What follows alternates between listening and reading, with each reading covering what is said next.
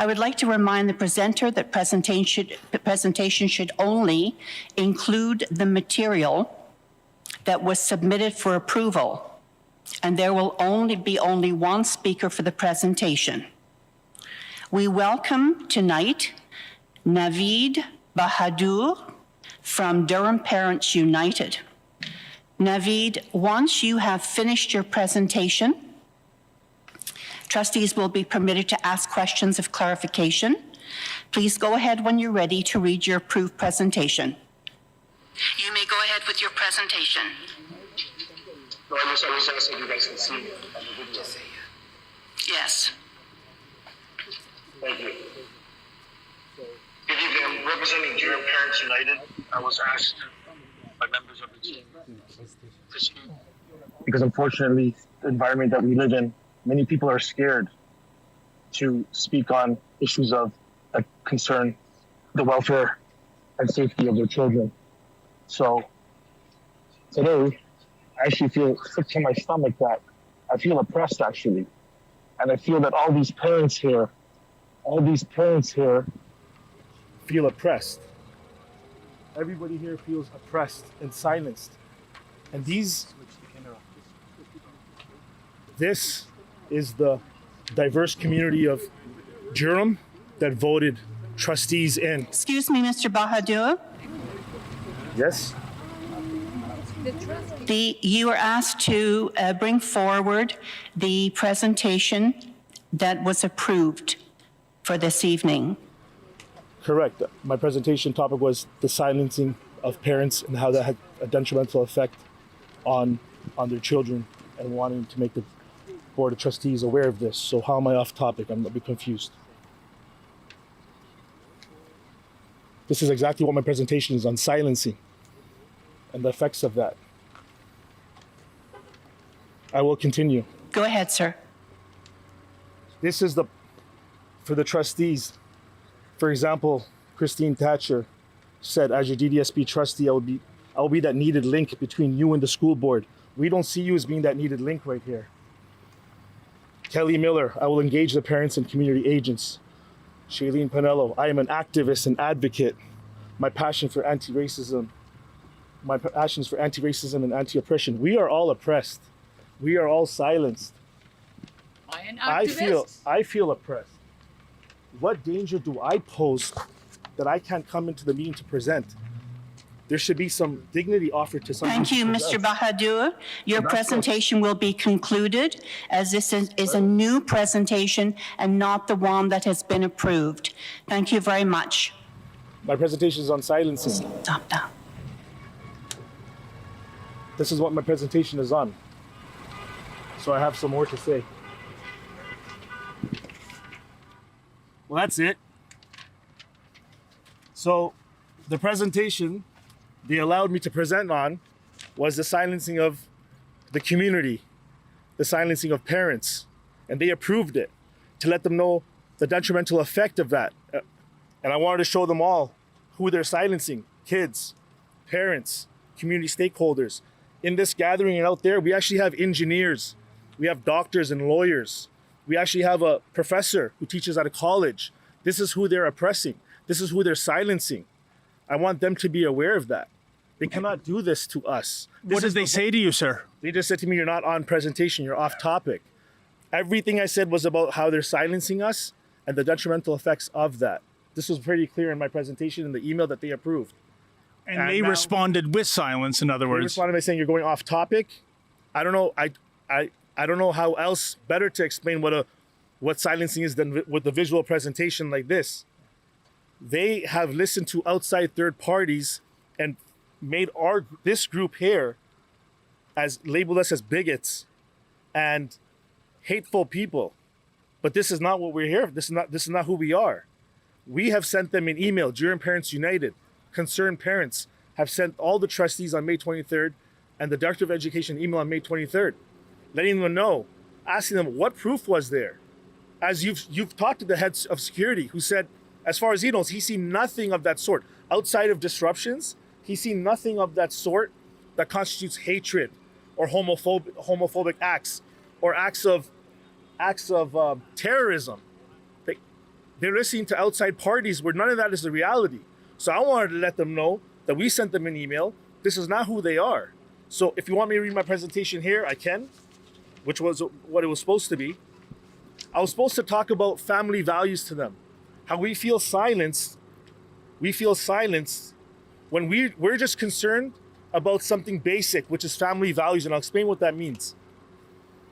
Every person, everybody who has children, regardless of your culture, socioeconomic upbringing, your status, every family has family values. Family values are what your culture is, what kind of music you listen to, what clothes you wear. Those are all part of your family values that you learn at home. The food you eat, if you pray, all those things fall under family values. We send our children to school, so we expose them, and the teachers let them know that other family values exist so that they don't become haters, so they do become tolerant. This is why we send our kids to school. For this reason, let them know that other family values exist and should be respected, and they should know what they are.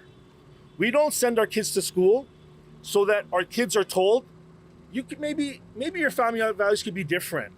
That's not their job. That's the job of parents, especially kids at a young age. As an example, if I have a child, if our family is atheist, doesn't believe in God, I want my child to go to school knowing that there's other families that exist that have other religious beliefs. Some kids believe in God, some maybe don't. I want them to know that. But I don't want my child to be told, you know what, little buddy, you can believe in God if you like. No, that's a parent's job. This is the slippery slope that they've crossed. When we bring up these simple concerns, then they say, oh, you're hating, you're being a bigot. For example, we might have a certain lifestyle that we want to talk to our kids about. Some people believe that the LGBTQ, whatever they believe in, it's not something that's their values. So I want to send my kids to school so they know, you know what? Some kids have two moms or two dads. And I want my kids, and we want our kids to know that, because this teaches them tolerance. But we don't want our kids to be told that, you know what, you could do this if you like to. That's not what we send our kids to school for. That is not tolerance anymore. That comes into now indoctrination. So whenever we bring these concerns up, they label us, and then we feel silenced. Even though we can speak, we're still silenced, because how many of you guys are afraid, or how many people are back home or all throughout the province are scared to speak up? Many people are afraid to speak up. They're worried they might lose their jobs. But this is not what it's about. Our Constitution allows any individual the right to hold and live by their religious or creed beliefs in the best manner without fear of systemic marginalization. Peaceful coexistence does not necessitate agreement, acceptance, affirmation, promotion, or celebration. That's not what it is. You just have to know that other people exist and you respect them for who they are. You don't have to join in their celebrations. You have schools that mandated pride-raising celebrations and ceremonies, and they've told us kids they have to come. Otherwise, they can't be exempted. But we know that's not true, because your Catholic just said they're not raising the flag. So if they're not raising the flag, yet principals in Durham region are telling kids to attend pride-raising celebrations, otherwise you're violating perhaps the human rights of others, who's right and who's wrong? There's some values that are expressed within the context of the flag in that community that don't align with our faith. Your Catholic has lawyers that told them, yes, you could vote and not raise the flag. That's fine. That's your choice. We know that principals should not be telling kids you have to attend such things. There has to be a need for an accommodation. Accommodations exist all the time, but they're saying that no, kids can't ask for accommodation. DDSB has a creed accommodation form that you can fill out and that we're going to share with people. It's like mandated by law to to that extent. The problem is DDSB, you always hear them telling parents, it's because of human rights. You have to do this. You have to do this. We have to celebrate this community. Otherwise, it's human rights. Now it gets us to another point.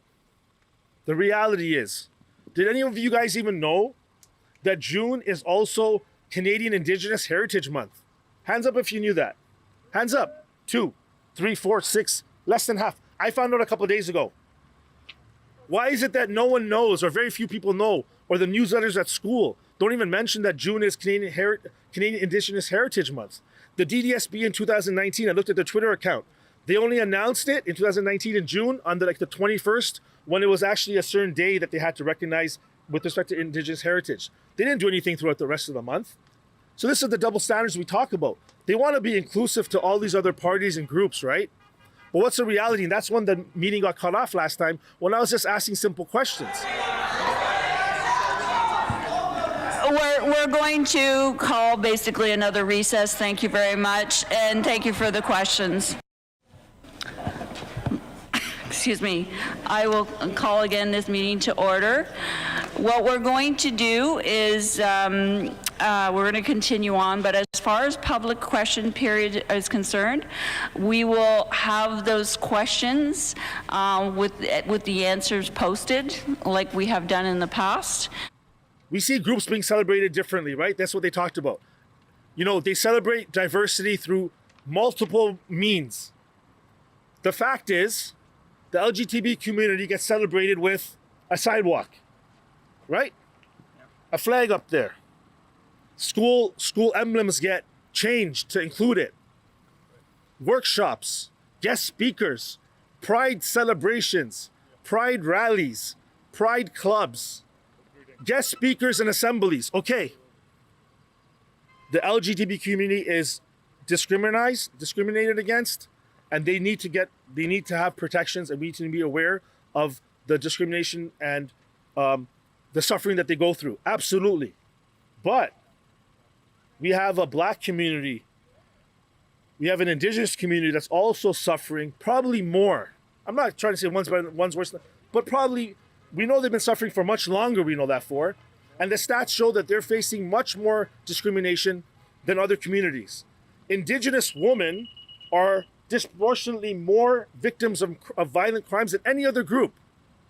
Yet they're only celebrated throughout the year twice on specific days.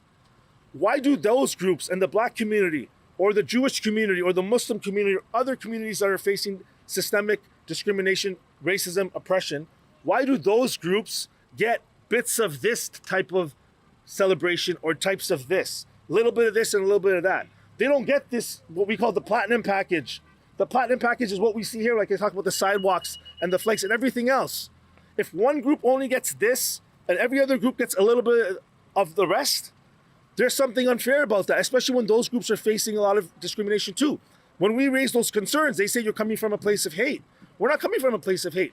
I want our kids to know about the Indigenous suffering and the Black community, how they're suffering in other communities. If you're going to give a flag for one, you got to give it for others, or you don't give it for any. They're going to say, you know what, we celebrate diversity in other cases, in other ways. I, last year, asked Quincy James, system lead, he works with Jim Markovsky, one of the main directors of education, assistant director. I said quite simply, this year, I asked him last year, I want to see in my child's school some recognition of flag for Black history and Islamic heritage because my family identifies with that. He called me back and said, no, we're not going to do it. That's discrimination. So they can have their answer when they say we celebrate communities in different ways. But if we make this request and we say we want a flag too, and they say no, how else are we going to look at that outside of it being discrimination? And that's the problem. And sir, one last question. Doesn't look like they gave an answer to your question. They met your question about silence with more silence. These board members aren't concerned with these concerned parents and grandparents. The question is, where do you go from here? So within the last 2 weeks, this movement, Durham Parents United, which is a diverse movement. It's not tied to any faith-based or religious-based. It's just concerned parents. We've started other groups. Other groups have been formed. Toronto Parents United, London Parents United. All over Ontario, we want to have groups like this, which is not tied into specific faith, just concerned parents. And parents all over the province are getting concerned. And really, when it comes to election time, that's when you have to demand a change. These people that ran on this platform to speak for the people, they're not doing it. And this is the proof. We have their tour. Deb Oldfield, I just found out that she posted some video of people, talking about our last meeting where they're accusing us of being bigots. So she's posting that, saying that I'm a bigot. I'm not a bigot. But we know that that's not your goal. We know that your goal is to eliminate pride at schools. And we're not bigots, and whoever's asking these questions. For example, On May 15th, parents brought valid questions on topics such as dress code policies, police check for in-school guests and presenters, recent hate incidents against the Black community, and flag-raising concerns. We brought these legitimate questions. Very vague answers they gave, and then we get frustrated. We understand that there was a disruption.